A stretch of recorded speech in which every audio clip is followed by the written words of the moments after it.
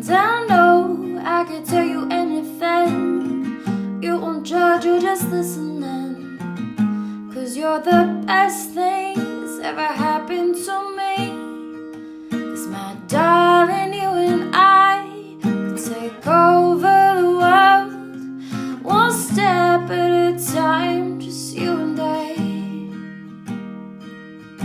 And you're the only one who brings light just like the sun, one step at a time, just you and I.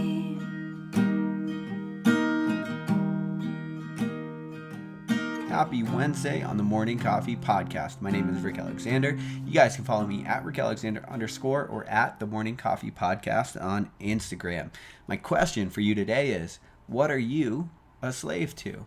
You know, one of my deepest values is freedom and all the different ways that shows up in my life. And sometimes it's freedom of expression. That's how I look and how I dress and what I do and how I talk and how I communicate. To me, that matters a lot. And that was one of the places that I started finding a little rift with my time in the service, in the military, because I do really value my freedom to express myself in the way that I want to. And of course, when you're talking about a bureaucratic organization, it's got to be extremely scalable. So there's got to be constringent guidelines in place in order to scale something to that level. And so it's totally understandable.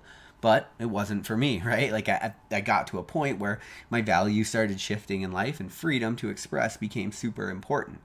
And, you know, when I talk about my value for the first part of my career and getting out of the military, that was how I felt. I'm like, I want to be able to express myself. I want to be able to talk about things. I want to talk about things that are totally, unacceptable, like psychedelic use, like one of the things that can really, really change your life.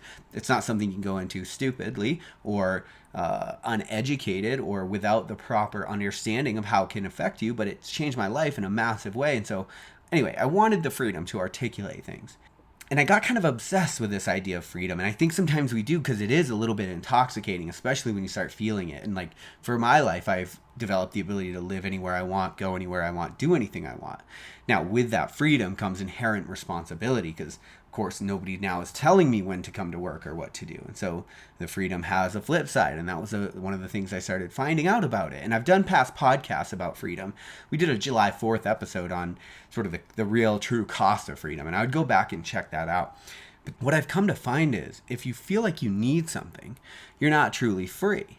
Now, in Western culture, nobody's a Buddhist monk, right? Like nobody's going to detach themselves completely of all of the impulses and the compulsions and the dopamine cycles and the things that they need. But we could certainly do a hell of a lot better than we currently are, right? And I think that's true. You see it with social media use. You see it with all of the things that produce dopamine, drinking, drugs, whatever it is. I think we could do better, like sitting with our needs and not really becoming a slave to them. But one of the things that I wrote back in March in my journal was the realization that we're all slaves to something. But not always to our desires, but to something a little bit deeper than what it is that we want. The thing that we become slave to is the thing that's protecting whatever we went through that was traumatic. So there's something, and here's a question to ask yourself. I've asked it on here many times, but what is the thing that you're not willing to face? That's a question to ask yourself because that has an answer for you and it's got a deep answer and there's a lot of pain involved. And so, especially when you start working through childhood traumas and things like that, But look, if you want to be truly free and you want to show up in the world exactly how you want to be, then this is the kind of stuff that you got to put time into. That's the real work. Like accepting that you've been hurt because you didn't understand everything fully every single time you went through it. And so people brushed you off and people put you down and people told you were stupid and people made fun of you. And people have been not trying to hurt yourself, but prop up their own ego. And in doing so, we've all been traumatized to one degree or the other. And now what we become a slave to is the avoidance of whatever triggers that trauma. And that's what happens in our lives. One of the things I figured out when I was sort of working through some of my coping mechanisms is that when I was in 7th grade, I was listening to music and, I was a weird artsy kid. So there's that. And I'm like listening to music and I found a band that I really liked. And I'm not going to say the band because it's embarrassing. But I run out in like 7th grade. I show it to my sister and she's like, yeah, that sucked. And she's not being mean. She's just being an older sister. She was like, yeah, get that trash out of here, right? Like she was even nicer than that. But I had put so much time and work into, like, I'm so passionate about what I love and the things I believe, and I was then too. And so I was so passionate about music. And so I found these bands. I was always finding bands, and sometimes people liked them and sometimes they didn't. But at the time I didn't realize it's not, in 7th grade, you can't process stuff. And however old you were when you got hurt, you couldn't process stuff either. And so what happened is I was slighted by my sister, and what I realized in reliving that moment, it was such a small thing, something I would never even think about or like pay any mind to or attention or whatever. And then what I realized is every single decision that I had made in my adult life was to ensure that I would never be slighted again. And so I had no problem being overly aggressive, telling you to fuck off. Like, I've told you guys about my coping mechanisms and stuff, just going the other way, being overly rebellious and letting you know about it. All these things so that I would just never feel slighted. Because for me, like, if somebody looks at your passion and your hard work and the things you want to do with apathy, it kind of hurts in a way that, well, truthfully, it hurts in a way that other things don't hurt, right? It feels like it's an assault on your character and your soul and the things that you want, especially when you're in 7th grade and you have no reference for what that means or what it looks like. So you've got to ask yourself, or you don't have to ask yourself anything, but if I were you, I would really sit down with yourself, a journal, maybe a therapist, somebody who can help walk you through some of this childhood stuff. It's stuff that I got into like maybe a year ago. It's helped me like work through a bunch of stuff in my life. And just recently I've uncovered more things. And I'm like, oh God, I got to sit with this because I want to be free. I want to be free to express myself and to, live this life on my own terms. But if you're a slave to this fear around this trauma, then you're never actually free. And so you have to figure out what it is that you're avoiding. I've said on the show before, like, most people are actually angry about the same thing. You're just expressing it in many, many different ways. So you got to find out, what is it that you're angry about? Why are you angry about it?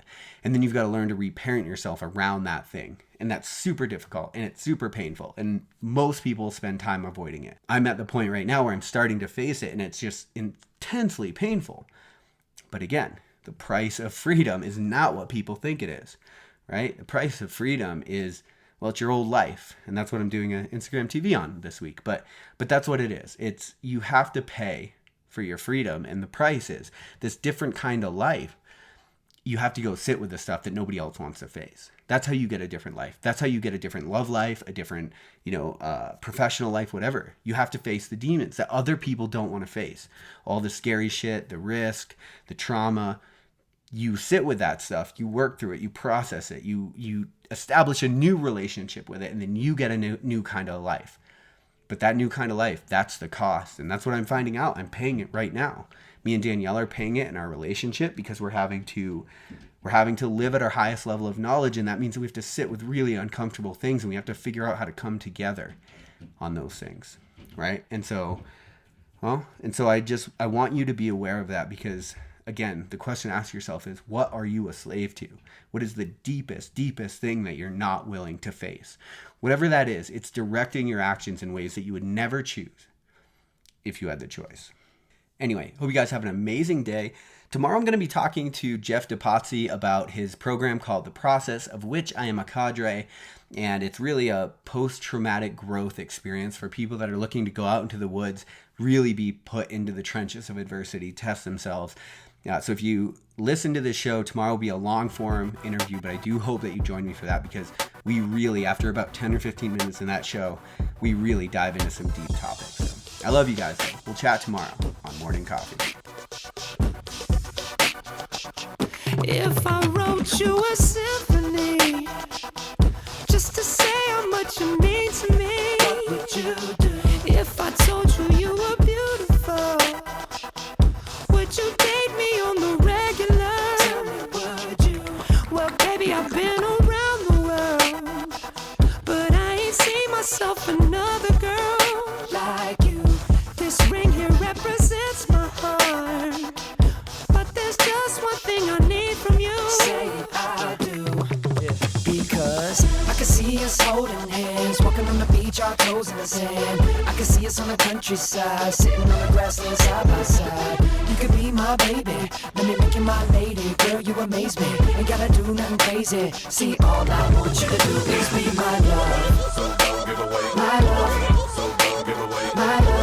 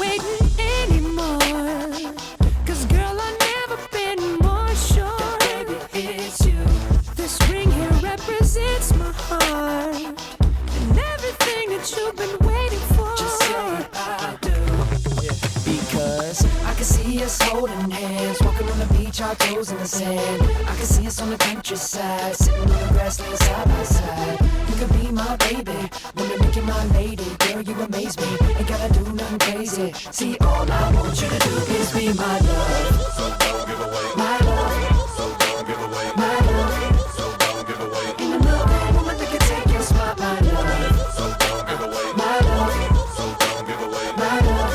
So don't give away. In the middle of a woman that can take your spot, my love.